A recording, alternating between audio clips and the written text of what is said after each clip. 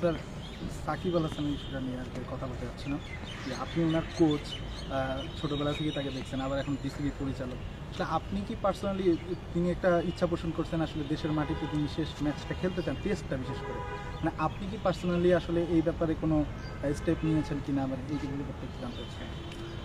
না, সেইভাবে নিয়েছি বলতে পারবো না, বাট অনেকের মতোই আমিও চাই যে ওর মতো একজন খেলোয়াড় দেশের মাটিতে খেলা শেষ করবে। এটা এক ধরনের একটা কালচারাল ব্যাপার আছে এর সাথে। বাট আনফর্চুনেটলি অনিবার্য কারণবশত সেটা হয়তো এই মুহূর্তে সেই সম্ভাবনা দেখছি না, যদিও আমি সম্ভাবনা উড়িয়ে দিচ্ছি না। কারণ ক্রিকেট বোর্ড বলেছে যে তারা যে ধরনের সিকিউরিটি সাকিব চাচ্ছে, যে ধরনের নিরাপত্তা সাকিব চাচ্ছে, সেটা ক্রিকেট বোর্ডের পক্ষে হয়তো স্বাভাবিকভাবে দেওয়া সম্ভব না। কিন্তু এখনও জানি সরকার হয়তো ভিন্নভাবে ভাবতেও পারে, এবং সেটার জন্য অপেক্ষা করতে হবে ফাইনালি সরকারের সিদ্ধান্ত কি হয়, সেখানে তারা কি ধরনের স্ট্যান্ড নেয়। যে কোনো স্ট্যান্ডই হতে পারে, এবং যে কোনো খাতেই সেটা যৌক্তিকতা আছে। যদি সরকার বলে যে না, ওকে সেই নিরাপত্তা দেওয়া সম্ভব না, সেটাও যুক্তিসঙ্গত হবে। আবার সরকার যদি বলে না, তার মতো একজন খেলোয়াড়কে আমরা সেই রেসপেক্টটা দিতে চাই, সেভাবেই তার বিদায়টা হোক আমরা চাই, সেটাও যুক্তিসঙ্গত। সো যে কোনোটাই হতে পারে। স্যার, সাকিব আল হাসান বাংলাদেশ ক্রিকেটের তো সবচেয়ে বড় ব্র্যান্ড, যে কেউ স্বীকার করবেন। আপনার কাছে কি মনে হয় পরিচালক হিসেবে সাকিব অবসর নেওয়ার পরে বাংলাদেশ ক্রিকেটের যে ব্র্যান্ড ভ্যালু, সেটা কি একটু কমতে পারে কিনা? ইমিডিয়েটলি কমবে না। বাংলাদেশ ক্রিকেট একটা জায়গায় এসছে, এবং সাকিবের সেখানে একটা অবদান তো ডেফিনেটলি আছে। শুধু সাকিব না, আরও অনেকেরই আছে। বাট আমরা বুঝি যে সাকিবের ব্র্যান্ড ভ্যালুটা আলাদা।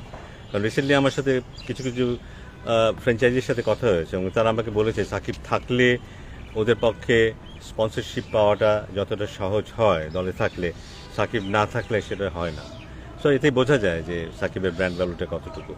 সো আমার মনে হয় ইমিডিয়েটলি যে আমরা ক্ষতিগ্রস্ত হবো তা নয়, কিন্তু আমরা যদি পারফরমেন্সটাকে ধরে রাখতে না পারি, ভালো খেলতে না পারি, সেক্ষেত্রে দলের ব্র্যান্ড ভ্যালুতে কমবে অবশ্যই। বাট আমরা নিশ্চয়ই আশা করবো যে সাকিবের রিপ্লেসমেন্ট হিসেবে যে আসবে, সে সাকিবের মানটা ধরে রাখার চেষ্টা করবে, এবং সেভাবে বাংলাদেশ দলের মানটাও ধরে রাখার চেষ্টা করবে।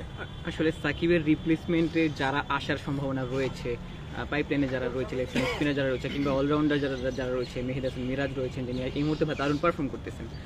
পাইপলাইনে রাকিবুলরা রয়েছেন, রাব্বিরা রয়েছেন। কি মনে হয় আসলে সাকিবের রিপ্লেসমেন্ট কি খুঁজে পাওয়া সম্ভব কিনা? আসলে অসম্ভব তো বলবো না, বাট এটা মনে রাখতে হবে যে হি ইজ নাম্বার ওয়ান। বহু বছর ধরে পৃথিবীর সেরা খেলোয়াড়দের মধ্যে একজন। তো সেই রিপ্লেসমেন্টটা পাওয়াটা সহজ হবে না, এটাই স্বাভাবিক। খুব সহজ যদি হয়ে যেত তাহলে সাকিবকে নিয়ে আমরা এতটা আলোচনা করতাম না, কিন্তু খুব সহজ না। এই জন্য বোধহয় নিশ্চিত করে বলাটা খুব মুশকিল যে তার জায়গাটা যে নেবে সে কেমন করবে। এখন যাদেরকে আমরা অলরাউন্ডার হিসেবে দেখি, তারা কিন্তু সেই চাপটা তাদের নিতে হয় না, রেগুলার তাদের পারফরমেন্সের দিকে আমরা তাকিয়ে থাকি না। কিন্তু যখন সেই রোলটা নিবে, সেই জুতোটা পায়ে দেবে, তখন তারা কিভাবে সেটাকে, সেই যুদ্ধটা কিভাবে করে, সেটা আমাদেরকে দেখতে হবে। হ্যাঁ, ডেফিনেটলি মিরাজ ভালো খেলছে, কিন্তু মিরাজ সেই জায়গাটায় যেতে পারবে কিনা, সেই দায়িত্বটা নিতে পারবে কিনা, সেই বোঝাটা বইতে পারবে কিনা, সেটা আমাদের অপেক্ষা করতে হবে জানার জন্য, দেখার জন্য। স্যার, শেখ মেহেদি টি-20তে বরাবরই ভালো বোলিং করেন, বিশেষ করে পাওয়ার প্লেতে তিনি খুবই ভালো বোলিং করেন যত জায়গায় খেলেছেন।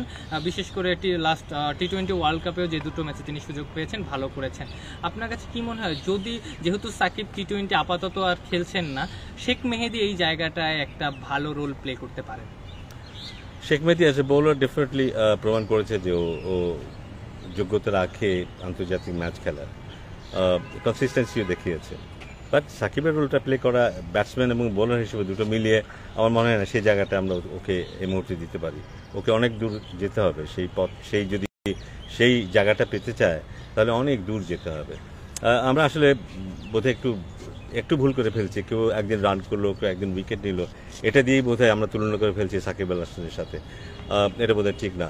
কারণ এত বছর ধরে এত রান করা, এত উইকেট নেওয়া, এবং দলের কি ফিগার হিসাবে পারফর্ম করাটা এক জিনিস, বিচ্ছিন্নভাবে কখনো এরকম কখনো সেরকম পারফর্ম করা সেটা ভিন্ন জিনিস। কিন্তু সো ওটা আমাদের বুঝতে হবে। কিন্তু তবে ডেফিনেটলি আমরা চাইবো যদি যে কেউ হোক, যদি সাকিবের মতো পারফর্ম করতে পারে বা তার কাছাকাছি পারফর্ম করতে পারে, সেটা খুব ভালো হবে। কিন্তু আমার মনে হয় যে আমাদেরকে অপেক্ষা করতে হবে সেরকম একজন অলরাউন্ডার জন্য, যে সমান তালে ব্যাটিং এবং বোলিং করতে পারে।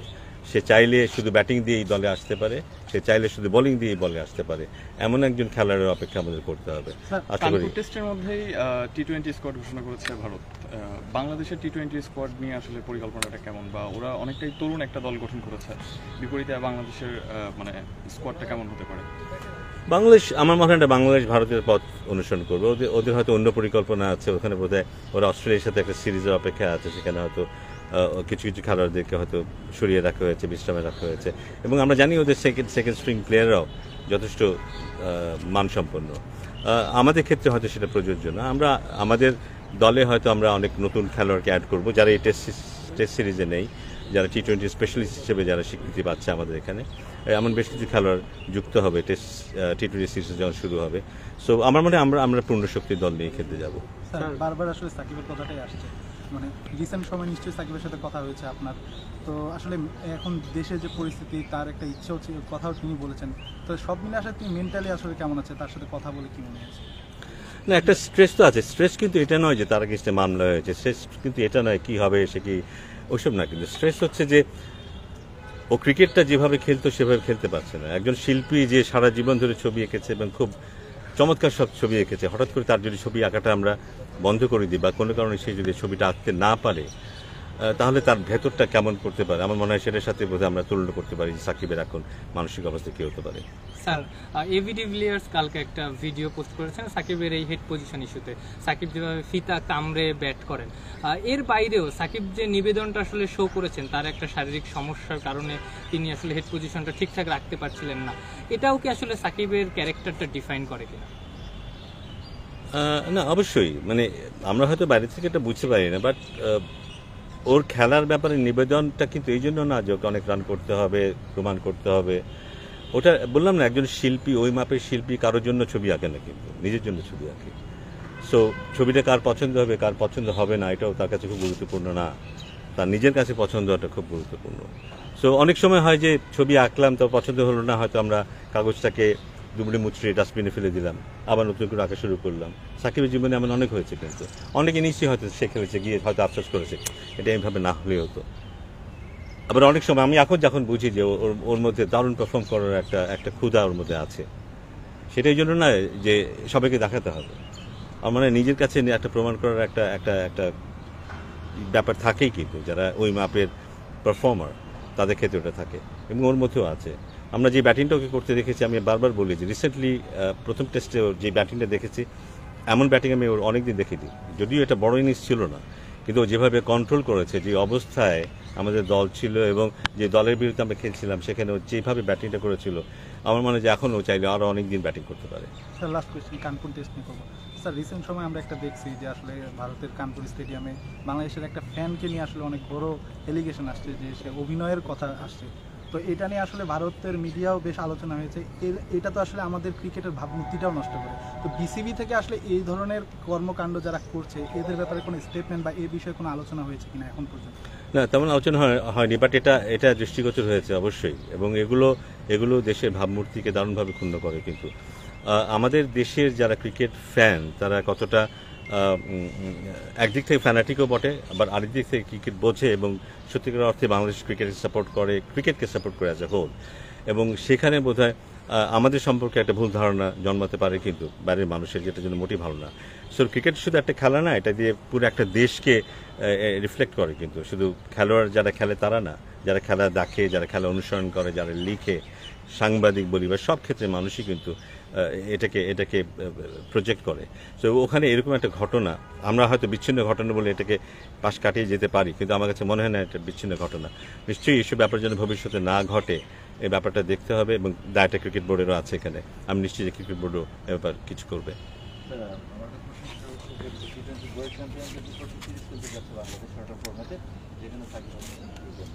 আমাদের আসলে মানে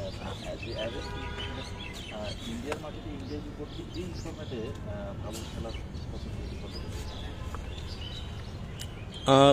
আছে, ভালো খেলার পসিবিলিটি আছে। আমার মনে হয় যে টি-20তে রিসেন্টলি আমরা একটু করে ভালো খেলা শুরু করেছি।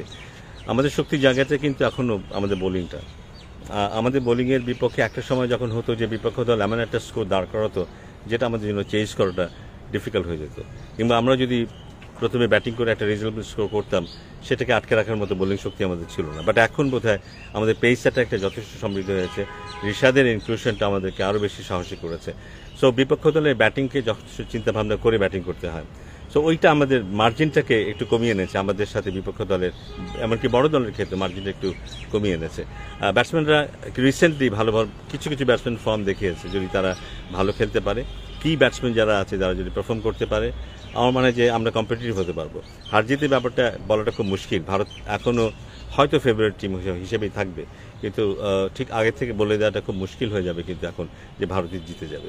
একটা পয়েন্ট সাকিব বলে দিয়েছেন যে টি-টোয়েন্টিতে নিজেকে দেখছেন না, টি-টোয়েন্টি লাস্ট টি-টোয়েন্টি নিশ্চিত হচ্ছে। সাকিব ছাড়া বাংলাদেশ দল একটা টি-টোয়েন্টি ওয়ার্ল্ড চ্যাম্পিয়নশিপ এগেইনস্ট, এইটা আসলে কতটা কনসার্ন হয়? এটা মনে হয় সবচাইতে বেশি ভোগাবে নির্বাচকদের, কারণ এতদিন তারা যেভাবে দল নির্বাচন করতে অভ্যস্ত, তার থেকে বেরিয়ে আসতে হবে তাদেরকে। সো হয়তো আমরা একটা বলার কম নিয়ে খেলবো কিংবা একটা ব্যাটার কম নিয়ে খেলবো, এটার সাথে অভ্যস্ত হতে একটু সময় লাগবে, বাট হতে হবে। আমার মনে হয় যে ওই চিন্তাটা আমরা যদি ধরে রাখি, সাকিবকে ছাড়া আমরা কেমন করে আগাবো, এই চিন্তাটা ধরে রাখি, তাহলে এগোনোটা খুব কঠিন হয়ে যাবে মনে হয়। সাকিব যেই মুহূর্তে সিদ্ধান্ত নিয়েছে ও আর খেলবে না টি-20, আমার মনে হয় আমাদের সামনেই ভাবতে হবে, পিছনে আর না। হতে পারে যে ও থাকলে ভালো হতো, কিন্তু সেই চিন্তাতে আঁকড়ে ধরে রাখি আমরা, সামনে এগোনোটা মুশকিল হবে। তার জায়গায় যে আসবে আমাদের উচিত হবে তাকে সাহস জোগানো, সেই যেন সাকিবের অভাবটা পূরণ করতে পারে, বা পুরো দল মিলে যেন সাকিবের অভাবটা পূরণ করতে পারে, সেদিকে আমাদের ফোকাস করা উচিত হবে। স্যার, মিরাজকে একটা সময় মনে করা হতো সাকিবের উত্তরসূরি হিসেবে বাংলাদেশ ক্রিকেটকে সার্ভ করবে, লম্বা সময় ধরে সে টি-20 নেই, সাকিব না থাকার কারণে তার জন্য সুযোগটা বেড়ে গেছে কিনা, কিংবা তাকে নিয়ে আসলে ক্রিকেট বোর্ডের এক্সপেকটেশনটা কি? কে মনে করেছে আমি জানি না। আমি আবারও বলি, এগুলো মানে সাকিবের রিপ্লেসমেন্টটা আমরা যদি এভাবে ধরে নিই, কেউ একদিন একটা 100 মেরেছে, কেউ একদিন একটা 5 উইকেট পেয়েছে, তার পরের দিনে ধরে নিই হ্যাঁ পেয়ে গেছি ইউরেকা, ব্যাপারটা এত সহজ না। হ্যাঁ, একজন জ্যাক ক্যালিস হওয়া, একজন সাকিব আল হাসান হওয়া, একজন আয়ান বোথাম হওয়া এত সহজ ব্যাপার নয়। সো আমরা ধরে নিই যে একজন এরকম করেছে বলি তা নয়। আমি জানি না সাকিবের জায়গায় সাকিবের পাশেও দাঁড়াতে পারবে কিনা, বাট আমার মনে হয় এই মুহূর্তে ও একটা অপশন, যাকে নিয়ে আমরা হয়তো ভাবতে পারি কিছুটা হলেও ওই রোলটা প্লে করতে পারবে। আমি যেটা বলছি যে আমরা যদি সাকিবে আটকে থাকি, সাকিবের মতো হলো কি হলো না ওটা নিয়ে বসে থাকি এবং তার সাথে তুলনা করতে থাকি ক্রমাগত, নতুন যে আসবে তার জন্য ব্যাপারটা খুব কঠিন হয়ে যাবে। কিন্তু তাকে তার মতো করে